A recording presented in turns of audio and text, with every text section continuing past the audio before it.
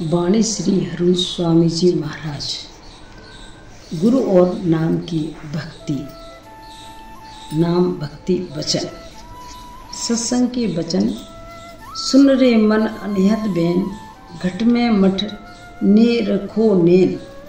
गुरु शब्द कहो उपदेशा, रस पी पी करो प्रवेशा। सतगुरु दुनिया को उपदेश देते हुए कहते हैं कि ये पुरुष जो ताकत मुक्ति देती है, जिनको नाम कहते हैं, वह तुम्हारे हर एक के अंदर है।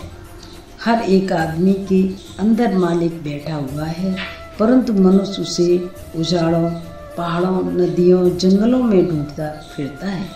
सतगुरु संत सतगुरु कहते हैं कि ये पुरुष अंदर की आंखें खोल, अंदर के कान खोल, शब्द को सुन।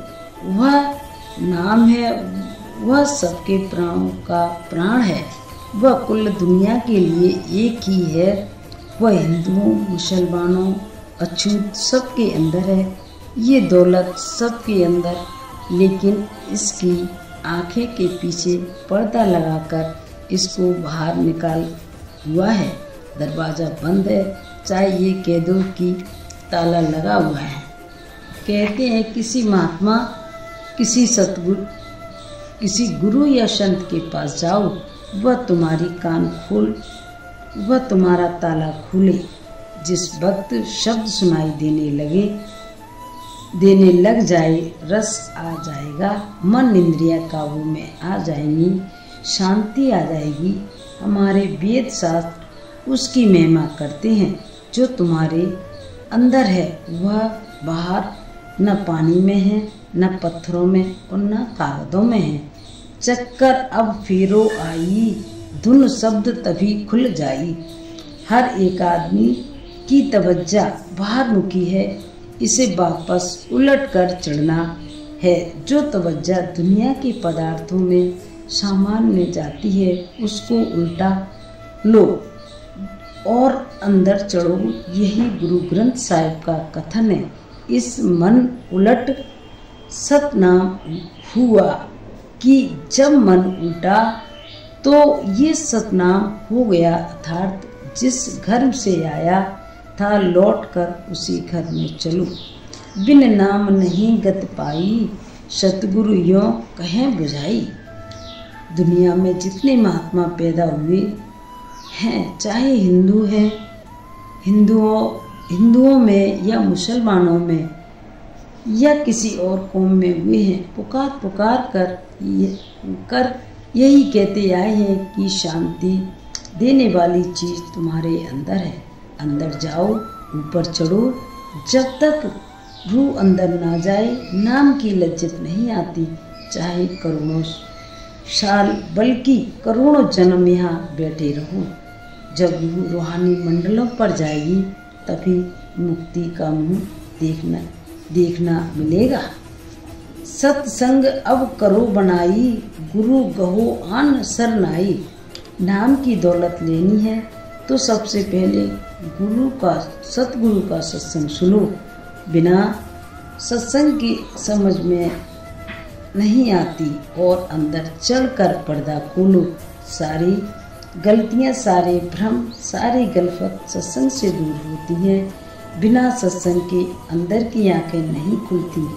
जब सतगुरु की शरण में आ जाओगे, फिर अपने आप को उसके ऊपर कुर्बान कर दो, अर्थात अपने आप को उसके हवाले कर दो। सतगुरु किसी को तकलीफ नहीं देता। वह हुक्म देगा जो इसके फायदे के लिए हो।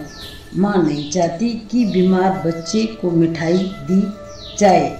हम बीमार हैं, सतगुरु वह चीज़ देगा जो हमारे फायदे की हो। हम क्या करते हैं, अगर लड़का मर गया तो छोड़ो गुरु को, अगर मुकदमा हो गया तो छोड़ो गुरु को। हम सब कुछ धुर दरगाह से लिखा कर लाए हैं, वह ना बढ़ेगा ना घटेगा। हमें चाहिए जो कुछ लिखकर लाए हैं उसको प्रेम प्यार से भोगे। जग भोग रोग सम जानो, धन माल चाहा दुख मानो। अगर अंदर की लज्जत लेनी है, नाम का रस लेना है, तो शराब कबाबों, दुनिया की लज्जत, दुनिया के भोगों से नफरत करो। जितनी भोगों की चाह है उसे दूर करो। अगर अंदर का पर्दा खोलोगे तो लज्जत आएगी। जिसे लज्जत लेनी है वह तो बाहर घूमता फिरता है। यही गुरु नानक साहिब फरमाते हैं, बहु साधु दुख परापति होवे। जितने ऐसो इशारत हैं उतने ही दुख, भोगों रोगों सुअत बे गोवे। जितने भोग उतनी ही बीमारियां, हर खऊ सोंग न मिटाई कभों बिणु भाड़े भर माईदा।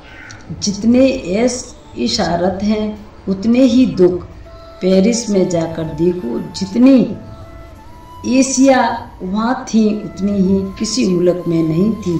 अब जाकर देखो, जो ऐसे इशारत करने वाले थे वे जंगलों में बैठे हुए हैं। जो महिलाएं फलों का रस पीती थी आज उन्हें नदी का पानी भी नहीं मिलता। जिक्र है एमनाबाद में एक मलिक भोगो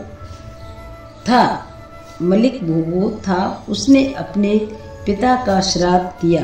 दूर दूर से संत महात्मा बुलाए और भोजन खिलाया। उधर गुरु नानक देव जी एमनाबाद में मौजूद थे। आप लालू नामक एक बढ़ई के घर खाना खाते थे। किसी ने शिकायत की कि एक तपस्वी है, नाम है नानक, खत्री, लेकिन भोजन लालू शूद्र के घर खाता है और अपने ब्रह्म भोज में ही नहीं आया। मलिक भागू ने गुरु नानक देव जी को बुलावा भेजा। गुरु साहिब उसके घर चले गए। लालू ना रह सका, वह भी पीछे चला गया। मलिक भोगों ने पूछा, तुम ब्रह्म भोज में क्यों नहीं आए? गुरु साहिब ने कहा, लालो मलिक अब खिला दो। जब गुरु साहिब ने पीछे घूमकर देखा तो लालू बड़ई खड़ा था। कहा, जा लालू तू भी अपनी रोटी ले आ। लालू दौड़ा गया और जाकर बाजरे की रोटी बिना नमक का साग ले आया। उधर मलिक भागू का आदमी पूरी कचौड़ी ले आया। आपने दाहिने हाथ में बाजरे की रोटी और बिना नमक वाला साग और बाएं हाथ में पूरी कचौड़ी और सबके सामने उनको निचोड़ा तो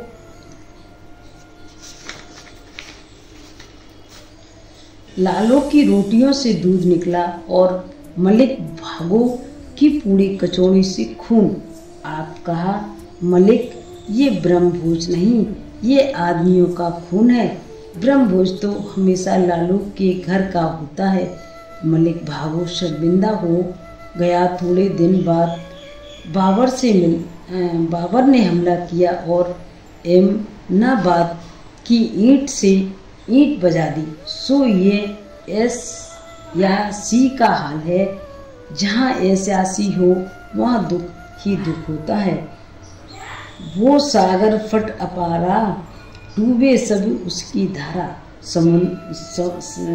संसार समुंदर जिसका ना उरला किनारा है ना परला किनारा है, इसमें जीव डूबा हुआ गोते खा रहा है। बिन गुरु कोई पार न पाया, बिन नाम न धीरज आया। इस संसार समुंदर से बिना गुरु के कोई पार नहीं गया।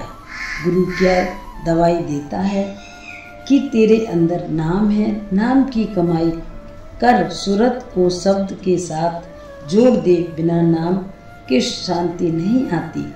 इसलिए हमारे साथ जाने वाले अगर कोई है तो एक नाम और दूसरा गुरु। इस दुनिया में दुनिया की कोई चीज़ हमारे साथ नहीं जाती, लेकिन हम इन दोनों चीज़ों के साथ प्यार नहीं करते। अब सूरत संभालो आई, जो शब्द हाथ लग जाई। अब संत हमें जगाते हैं, कहते हैं कि होश करो, अंदर जाओ, शब्द साथ सूरत जोड़ो, देखो फिर क्या होता है। मन इंद्री तन भरमाई, दुख सुख में गई भुलाई। एक हमारी रूह है, ये हजारों दुश्मनों में बैठी हुई है। पहले हमारा सबसे बड़ा दुश्मन मन है, फिर काम, क्रोध, लोभ, मोह और अहंकार, ये डाकू हैं। फिर 5 ज्ञान इंद्रियां,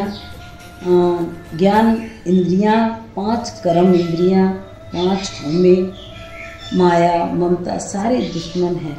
ये ही बार बार हमें दुनिया में लाते हैं। क्या कहते हैं, मृग मीन मृग पतंग, कुचर एक दोख विनाश, 5 दोख असाध, जा माही ता की के तक आस। मृग को एक कान के सिवाय,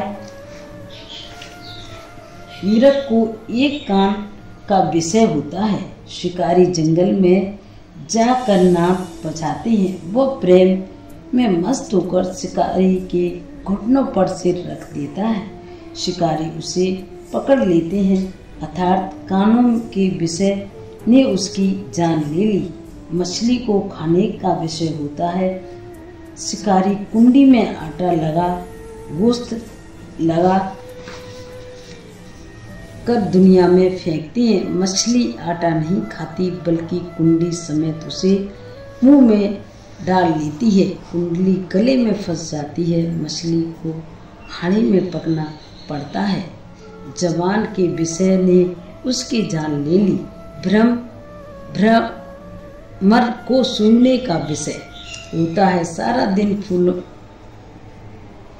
फूलों पर फिरता रहता है। शाम के वक्त फूलों का मुंह बंद हो जाता है। अब या तो सारी रात बंद रहा या दम घुटने से मर गया।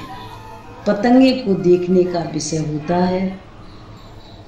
जिस वक्त दिया जलता है वह ये नहीं देखता कि मेहतर का है या खत्री का, वह केवल जान देना जानता है। वह दिए का आशिक है, जल कर मर जाता है। अब हाथी को देखो, उसके काम का विषय होता है। एक मैदान में खाई खोद कर उसके ऊपर पतली पतली लकड़ियों का डाल देते हैं, ऊपर घास बिछा देते हैं। उसके सामने कागज की या कपड़े की हथनी खड़ी कर देते हैं। पीछे से हाथी को दौड़ते हैं। वह काम के बस में होकर अंधों की तरह आता है और खाई में गिर पड़ता है, जहाँ कई दिनों तक भूखा रहता है। फिर और हाथी लाकर उसे बाहर निकालते हैं। बुआ काम ने उसकी मिट्टी पलीत कर दी। अब गुरु नानक साहिब कहते हैं, जिनमें एक दोष होता है वे नहीं बचे, जिनमें 5 दोष हैं उसका क्या हाल। हो कर जन्म बिताए, करता की बूझ न आई। मेरे बेटे, मेरी बेटियां, मेरी जमीन, मेरी दौलत, इसी अहंकार में आया और चला गया। इसको अहंकार ने खा लिया।